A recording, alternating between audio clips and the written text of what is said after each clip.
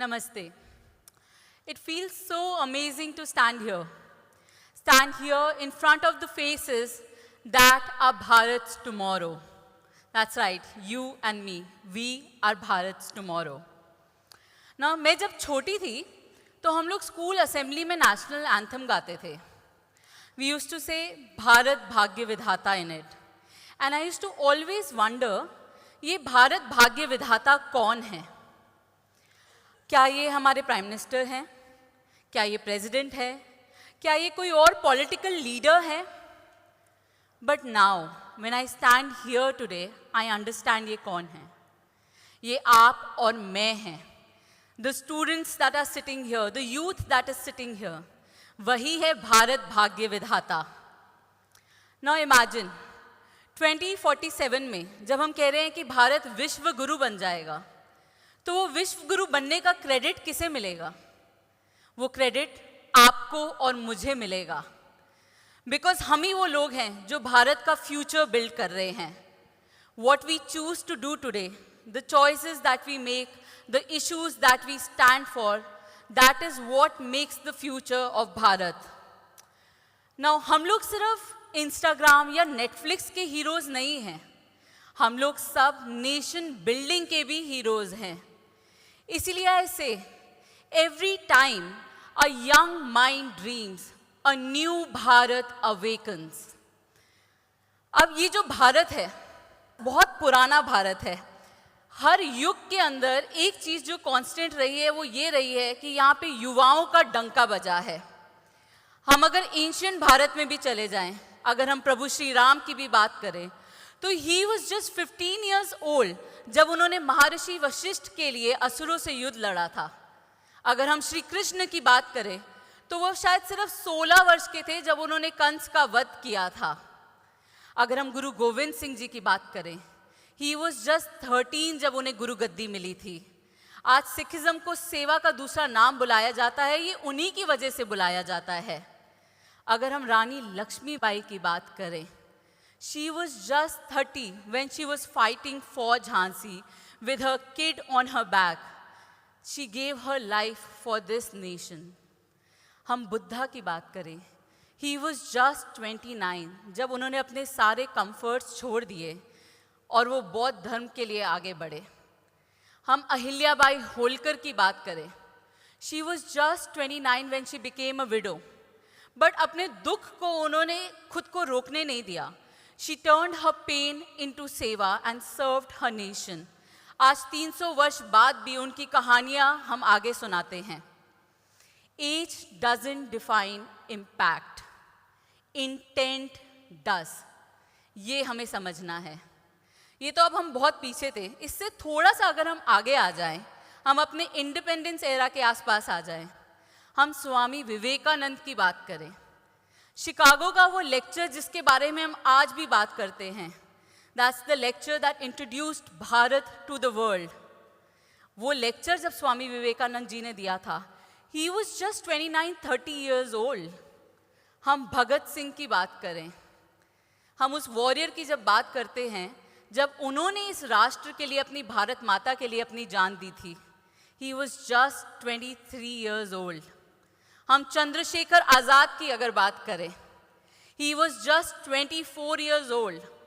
भारत की freedom movement को एक नया रुख दिया था उन्होंने. युवा शक्ति जो है वो अपनी सोच से, अपने एक्शन से भविष्य को बदलने की कैपेबिलिटी रखती है. ये बात हमें समझनी होगी. और ये सिर्फ पास्ट के एग्जाम्पल्स नहीं हैं. अगर हम आज के समय की भी बात करें, इस मॉडर्न युग की भी बात करें, अगर हम रिलायंस की बात करें, धीरूभाई अंबानी, ही वॉज जस्ट 25 years old जब उन्होंने एक पेट्रोल पंप पे काम करना शुरू किया. बट ही न्यू कि उन्हें रिलायंस खड़ा करना है. अगर हम चेस प्रोडिजी गुकेश की बात करें, 16 years के थे जब से उन्होंने टूर्नामेंट्स जीतने शुरू कर दिए. हम विक्रम बत्रा की बात करें, ही वॉज जस्ट 23 years old जब कारगिल में उन्होंने देश के लिए अपनी जान दी थी. हम मैरी कॉम की बात करें, she was just 20 years old when she won her first world championship. हम सचिन तेंदुलकर की बात करें, He was just 16 when he started playing for the nation.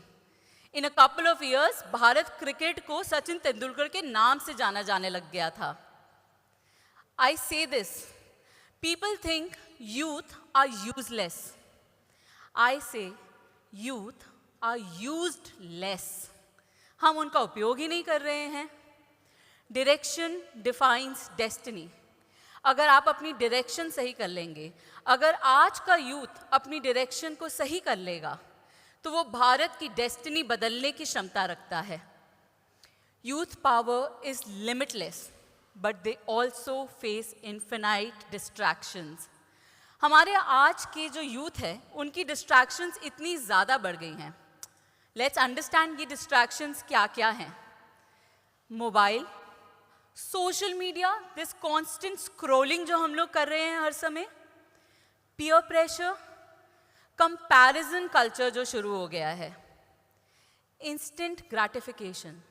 मैंने अभी सोशल मीडिया पे अपनी पिक्चर डाली, 5 मिनट के अंदर मेरे पास 50 लाइक्स आ जाने चाहिए, otherwise there is something wrong with मी.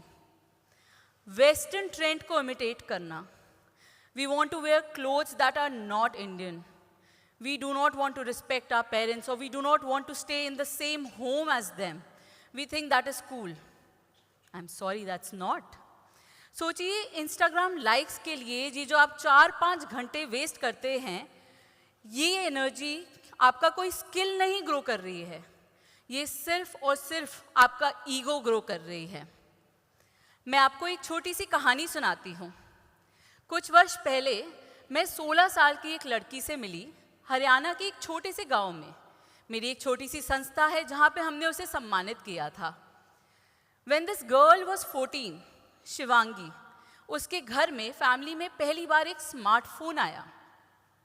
उसके सारे भाई और वो फोन लेके खेलने लगे. They started googling people, and when they were googling people, Shivangi ने गूगल पे अपना नाम लिखा. जब उसने अपना नाम लिखा तो nothing popped up. She was surprised. She went to her brothers and she said, मेरे नाम पे कुछ आ क्यों नहीं रहा है गूगल पे. उनके पास कोई जवाब नहीं था. वो अपनी मम्मी के पास गई, वो अपने पापा के पास गई, घर के सब बड़ों के पास गई. किसी के पास उसे देने के लिए कुछ जवाब ही नहीं था. जब वो बार बार अपने मम्मी पापा को तंग करने लगी, तो उसके पापा ने उसे कहा, एक काम करो, इस वर्ल्ड का सबसे ऊंचा पहाड़ चढ़ जाओ, फिर तुम्हारा नाम गूगल पे आ जाएगा. What did Shivangi do? उसी गूगल पे उसने गूगल किया कि पहाड़ चढ़ने के लिए क्या करते हैं. She started training, she started reaching out to guides online, and at the age of 16, she became the youngest girl of India to climb Mount Everest. In the next 2 years, she climbed 5 of the highest 7 peaks of the world. Direction सही हो, resources का सही उपयोग किया जाए, तो आप कितना बड़ा चेंज ला सकते हैं. क्यूरोसिटी को सही डायरेक्शन में लेके जाइए. और आजकल ये जो डिस्ट्रैक्शंस हैं, they are not just distractions, इनका बहुत ज़्यादा इफेक्ट हमारी मेंटल हेल्थ पे भी पड़ता है. ये जो कांस्टेंट कंपैरिजंस हैं, अब ये करियर या मार्क्स तक सीमित नहीं है. ये डायलॉग हम सब ने सुना होगा, शर्मा जी के बेटे के मार्क्स देखे हैं. Now it's not just limited to Sharma ji के बेटे के marks.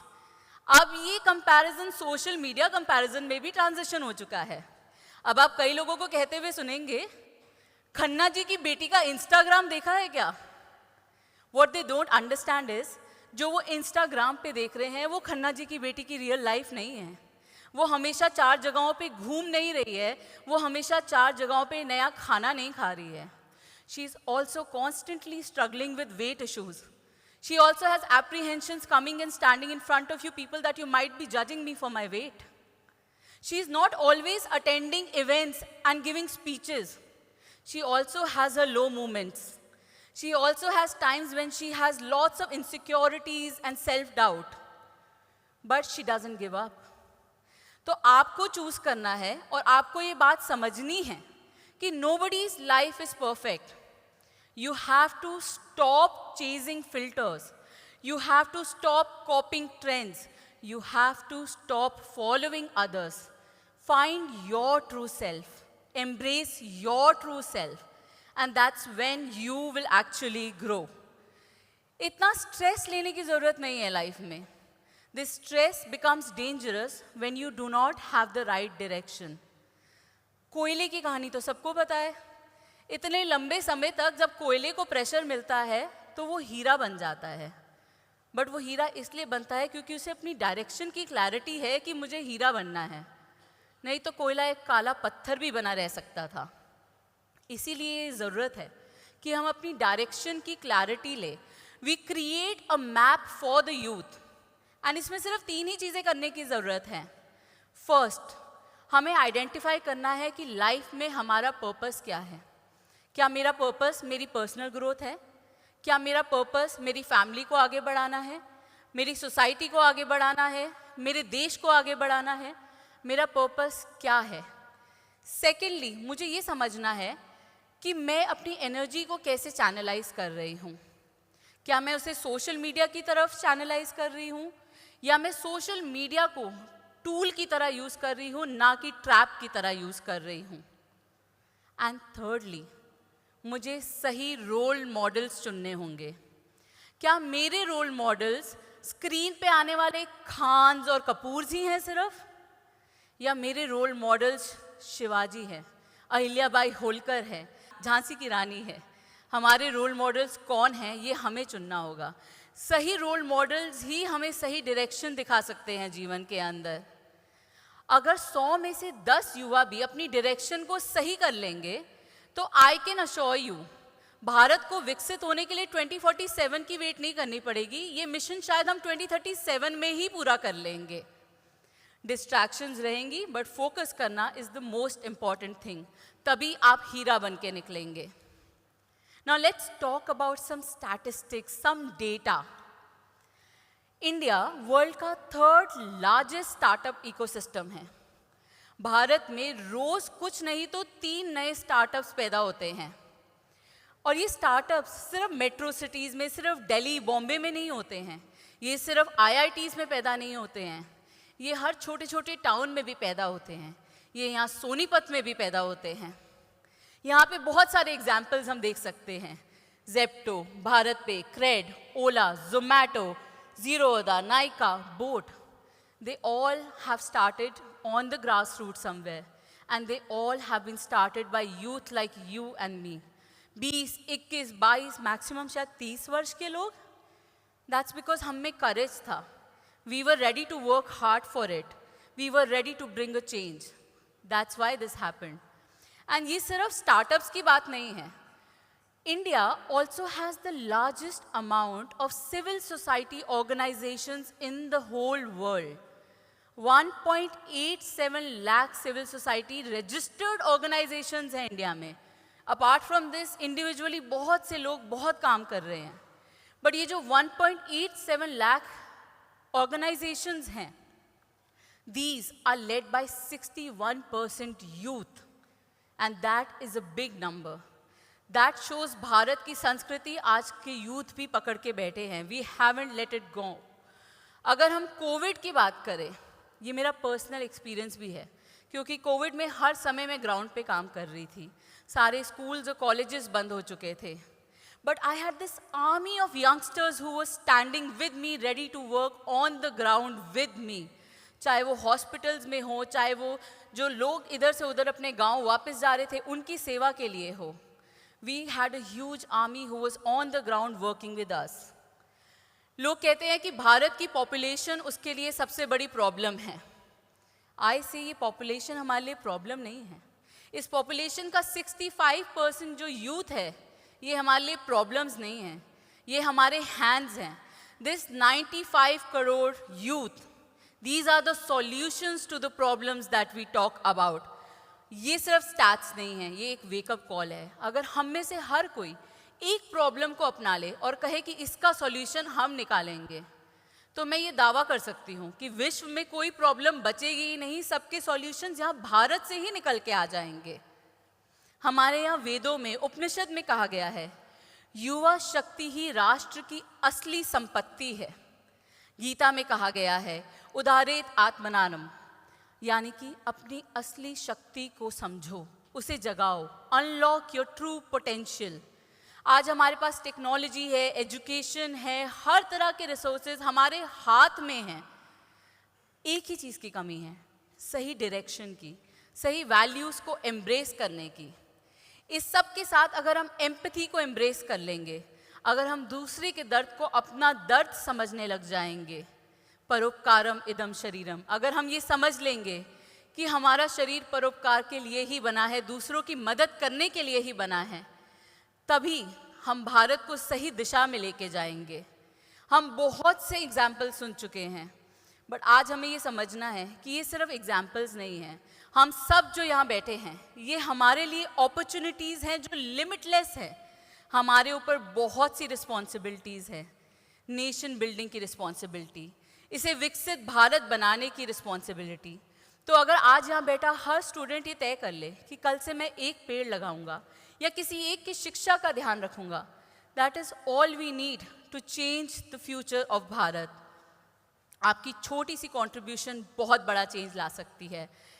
Now remember, Swami Vivekananda ji ने एक कोट कहा था, I am going to repeat it for you, give me 100 energetic youth and I can transform Bharat. अब सोचिए, उन्होंने तो सिर्फ 100 मांगे थे भारत बदलने के लिए। भारत के अंदर 95 करोड़ यूथ है। अगर ये काम पे लग जाए तो ये पूरा विश्व बदल सकते हैं। तो आइए आज यहाँ से हम सब ये संकल्प लेके चलते हैं कि हम सबको मिलके सिर्फ भारत को आगे नहीं बढ़ाना है, हमें भारत को जगाना है, हमें इसके ट्रू पोटेंशियल को अनलॉक करना है, क्योंकि भारत के युवा ही हैं जो भारत का फ्यूचर है, जो भारत को विश्व गुरु बनाएंगे। Thank you.